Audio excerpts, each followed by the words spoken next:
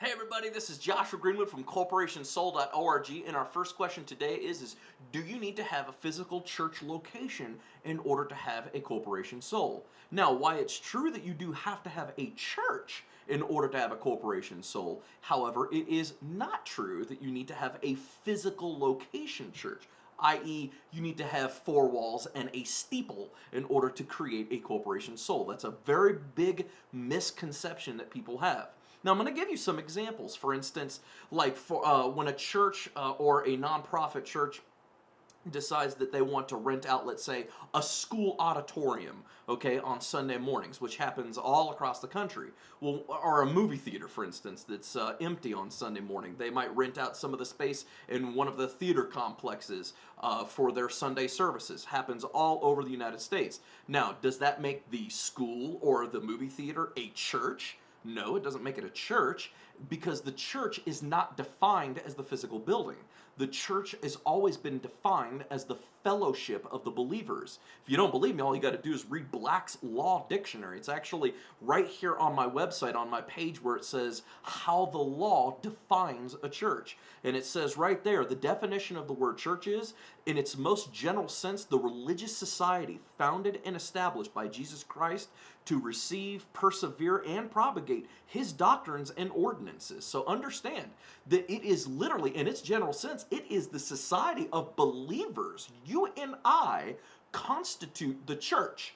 Now the question is how do we lawfully, and that's a key word, lawfully, prove, okay, that you are a church besides just saying that you're a church? So I hate to use a scenario, but let's say, for instance, you ever did have to go before like a federal judge or any type of court, proceeding or jurisdiction where they're going to ask you for lawful evidence of your church entity to, if they ever tried to discount your corporation soul. Well, in this case, this is why we emphasize greatly our statutory declaration of church establishment and tax exempt status.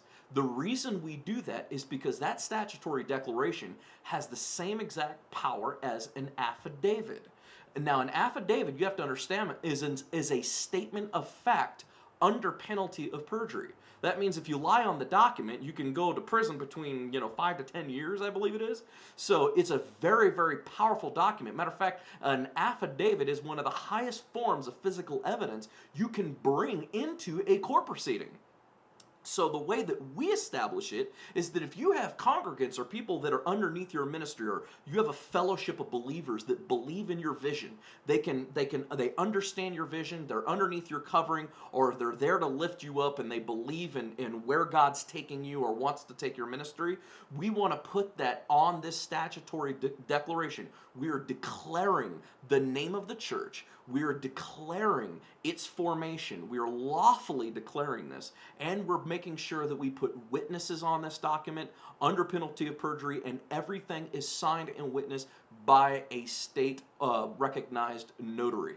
So this is very, very important. That's the best lawful way, literally through the affidavit method, than trying to go out and prove that you have a church simply because you have a church building, because that actually doesn't prove a thing. You can have a building just like I can have this house, but it doesn't mean that this is an actual church. And that won't stand. My word for that won't stand in court of law. However, if I bring my affidavit into a court of law with the signed congregant witnesses, it does declare that. So the long and short of it is no, you do not need a physical church building in order to be considered a church. However, it's important that you understand that you have to have a church in order to have or incorporate a corporation soul. If you have not lawfully declared that you have a church, like what we explain through the affidavit method, then the IRS and the Treasury Department can potentially consider your corporation soul to be a sham corporation soul,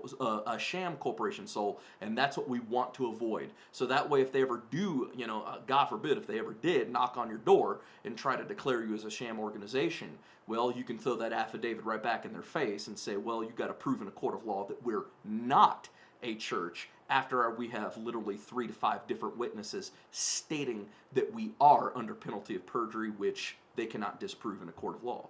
So that's the long and short of it. I hope that that's helped you. Please pay attention to all the different questions and answers on this page. These are the most relevant questions and answers that we've gotten lately, and hopefully it has helped you. If you need anything else, please do not hesitate to email us at support@corporationsoul.org. Thank you, and God bless.